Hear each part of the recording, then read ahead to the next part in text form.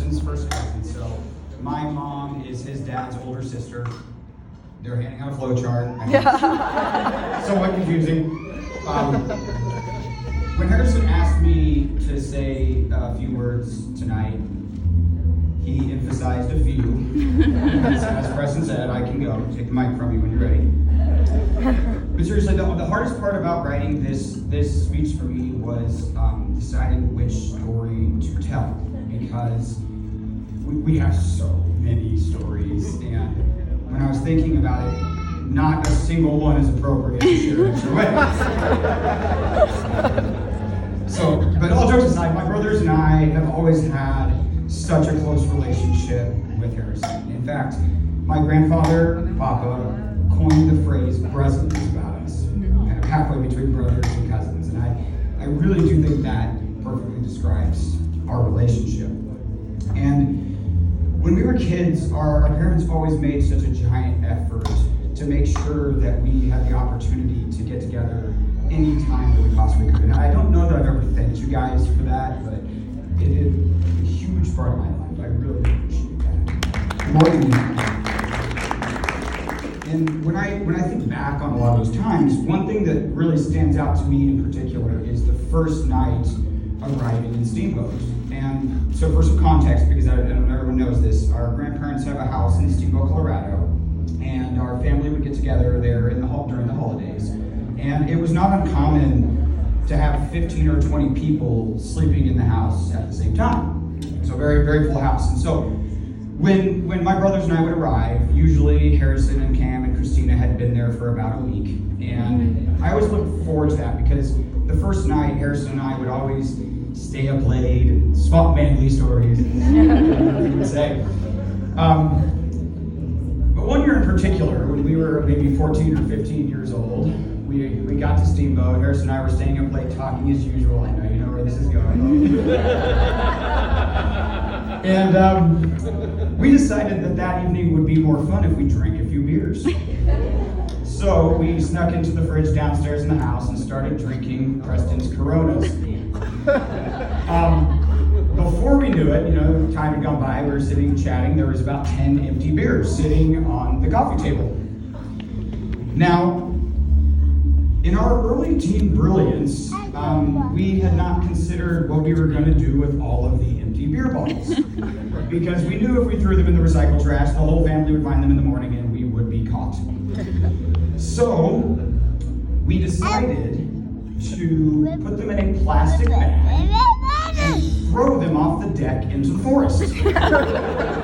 Because no one would ever find them until the snow melted, but we did not think that far ahead. So Harrison and I were standing out there in the freezing cold on the deck, and you may know this, Harrison was a pitcher in high school, he played baseball, so he was the clear best choice to throw the ball out onto the forest. Well, what he didn't consider was that this is a log cabin, so the edge of the house is like a Lincoln log set, right? So he stands up there, whips the bag around, lets it go, and it smashes into the side of the house, breaking beer bottles all over the place. He looked at me in terror, I looked at him in terror.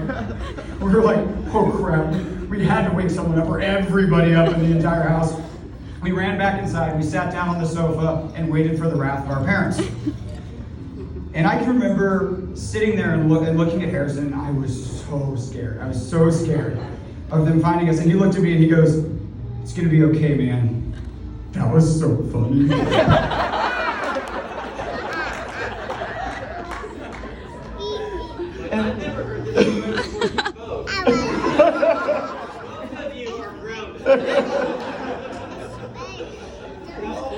And as he said, 14 or 15, I was probably 15, he was probably 14, when he says about right. Can you pop it really fast?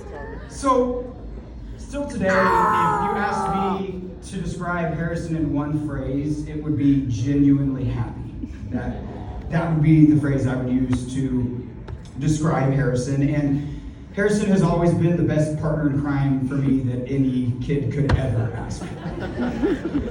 And I just want you to know, kiddo, I'm so happy that he is now your partner in crime and partner in life. And I know what a good guy he is, and I know that he is going to make something positive out of every tough situation. And I just know that about him, and I know that that will lead to a long, happy marriage for you guys. He may need help finding his keys and wallet every single day, but I know you'll be there to help him. So you'll make sure that he is where he needs to be when he needs to be there, and he'll make sure you both show up with a smile on your face. There we go. So I just wanted to say I love you guys so much, and I feel so fortunate to have had the opportunity to have you live in Phoenix and get to know you so well, and I look forward to you and Hannah and I getting together at every opportunity that we can so that we can continue that tradition. And one thing, coincidentally, that many of you may not know is that our sons are actually spaced age-wise almost exactly to the week, the same as Harrison and I, just in reverse. And so, first of all, I know they will terrorize us if we deserve it. Already. And I can already tell they are both going to be trouble. That's definitely the case. But I also just look forward to them being presents. Yeah, Say presents. So, I love you both. And I just want to say cheers to Harrison, Kendall, and Lincoln. Cheers. So, Sarah. It's Sarah's turn. Listen. Miss Sarah.